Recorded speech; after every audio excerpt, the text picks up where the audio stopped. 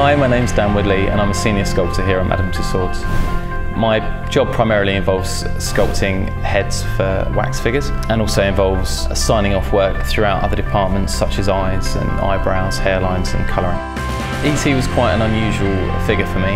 As you can imagine, he's quite different to most of the figures that we sculpt here.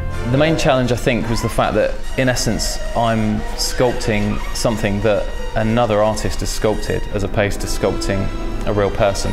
Normally when you sculpt a person, you're interpreting them in your own way. In this case, I'm actually interpreting the work of another artist.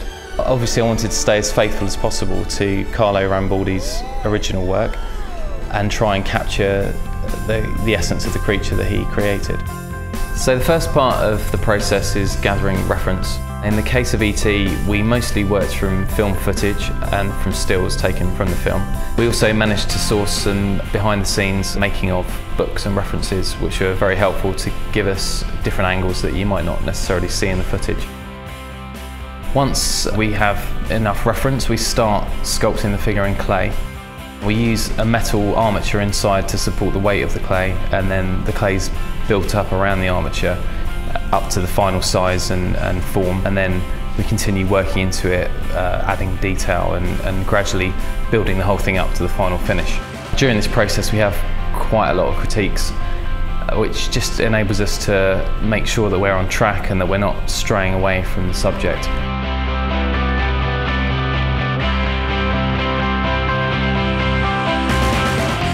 Once the sculpting's completed, it moves down to the moulding department.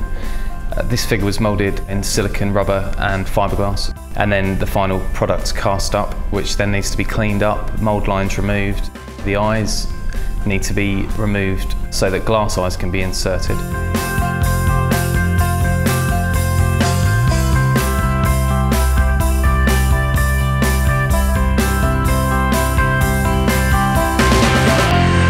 Once the figure's left the moulding department, it moves through to the colouring department and is coloured using oil paints, which are built up in layers to give a translucent skin-like effect.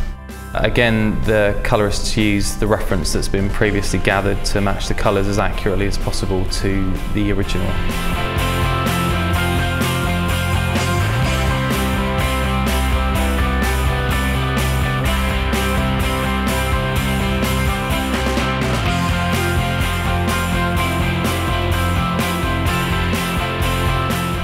Once the head's been coloured, the eyes are inserted.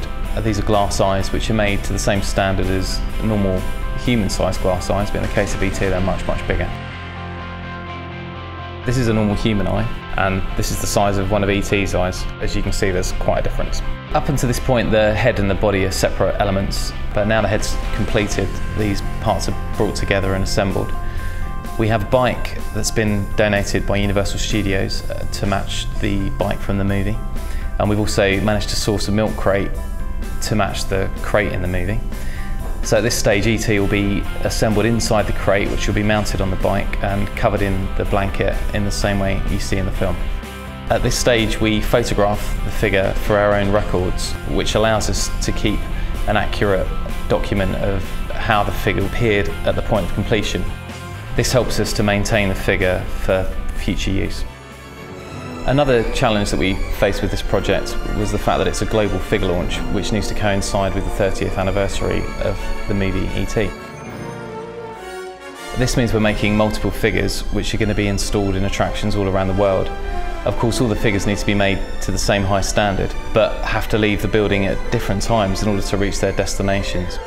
For the first time ever on Blu-ray, E.T. Phone Home. Own Steven Spielberg's E.T. 30th Anniversary Edition.